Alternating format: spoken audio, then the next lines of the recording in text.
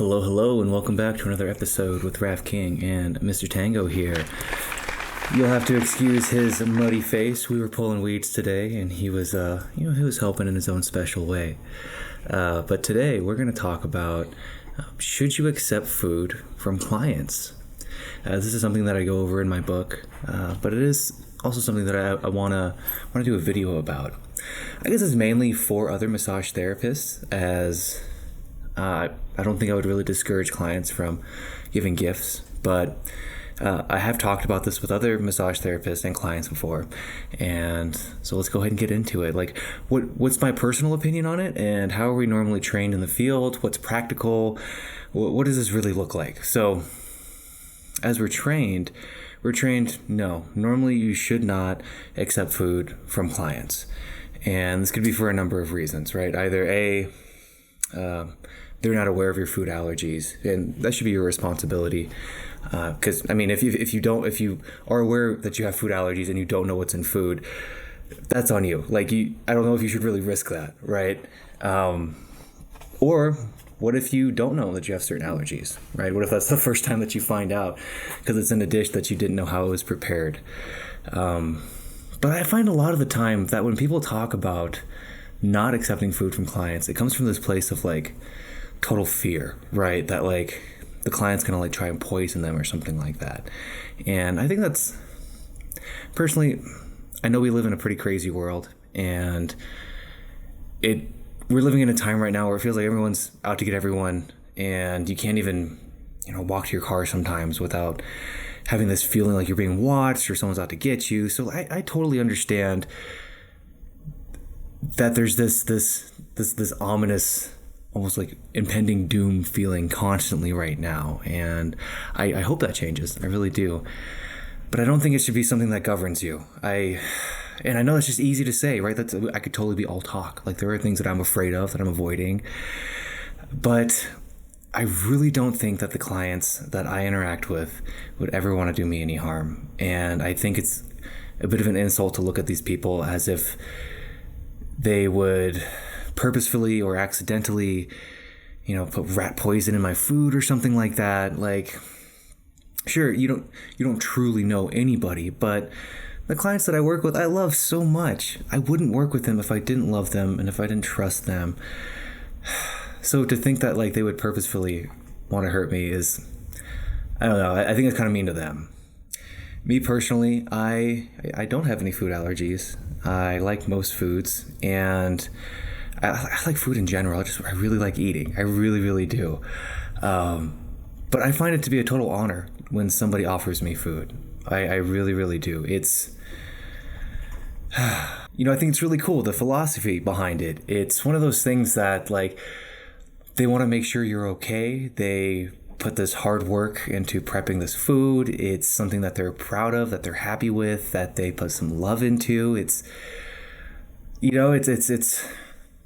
Kevin's chili, man. It's something that they have been doing for a long time, and they want to show it off to you because they love you, and they want to make sure that you're nurtured. And I don't know, there's something really special about that. Recently, I got to go to a client's house, and she asked if she could make me a plate, and I kind of played hard to get, oh yeah, that'd be cool. It's all right, I guess for you. I mean, you have extras. I don't want you to have to put them away. Sure, but on the inside, I'm going crazy because it's really cool to me that sometimes we look beyond just paying the bill. That sometimes we realize that we're dealing with people, and that you can kind of go above and beyond in certain ways. So I understand when people don't want to accept food from clients. I do, but sometimes it's a little much.